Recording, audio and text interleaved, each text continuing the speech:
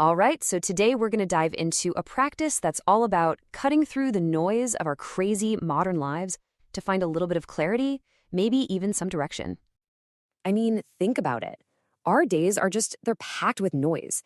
Before your feet even hit the floor in the morning, your phone is already buzzing, your calendar is screaming at you, and the whole world is basically demanding your attention. It's just this endless stream of information coming at us. So, in the middle of all that static, how in the world do you tune in to what actually matters? How do you pick out that one meaningful signal from all the overwhelming noise? Well, according to our source material today, the answer is a discipline that's called the quiet time. So what exactly is this? And I promise it's not about just adding another thing to your to-do list. No, this is about creating a totally different kind of appointment. As Reverend Letty Carr explains it, so many of us treat prayer like a monologue, right? We just show up with our list of wants and needs. Well, the quiet time completely flips it on its head. It's about creating space to just be still, to quiet your own spirit, and to listen.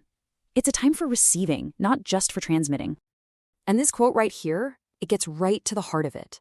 The whole goal isn't just to talk at God, but to find that direction, that clarity, that peace, which, as Reverend Carr says, only really happens when we stop long enough to actually hear. That's where the good stuff is. Rev Carr has this really powerful analogy to explain this. Think about satellite TV. Imagine the signal from God is always being sent out, always strong, always clear. The real question is, are we tuned to the right channel? You know, if the big game is on channel 5, but we're sitting there stuck on channel 6, all we're going to get is static. So the quiet time is basically the practice of tuning your spiritual receiver to the right frequency. Now, you might be thinking this idea of tuning in sounds like some new self-help trend, but it's not. Not at all. It's actually a foundational discipline, and it has these incredibly deep historical roots. You can see it modeled by some of the most central figures in the Bible. When you look at these figures, a really clear pattern starts to emerge. Jesus, he sought out a solitary place before daylight. Abraham, he'd returned to a specific spot just to meet with God. Moses went up the mountain, alone. For David and Daniel, it was a consistent daily custom. The key takeaway here is that this intentional, quiet alone time, it's a foundational discipline. Okay, so that's the why, but what about the how? How do we actually do this? The great thing is, our source makes this super simple and accessible. There are really just 3 basic steps to get started. First, you gotta find your place. And listen, it doesn't have to be perfect. Rev Carr even mentions that at one point, her solitary place was the bathroom, just to get a quiet moment before the kids woke up. Second, set your time. The morning is usually best because it kind of sets the tone for your whole day.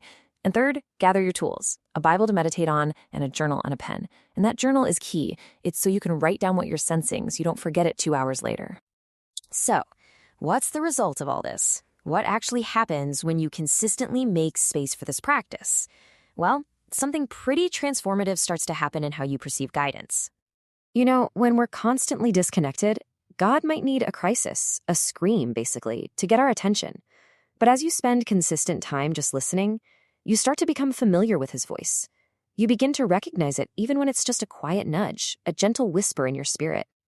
This story from Rev Carr just captures it perfectly. Her sister's on a train and hears this familiar voice from a few rows back. Turns out, it was another sister on speakerphone with their friend, Joanna.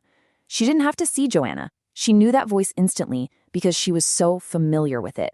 And that's the goal, right? To know God's voice so well you can recognize it anywhere, in any circumstance. And this familiarity, it leads to real, tangible results. This isn't just some vague feeling.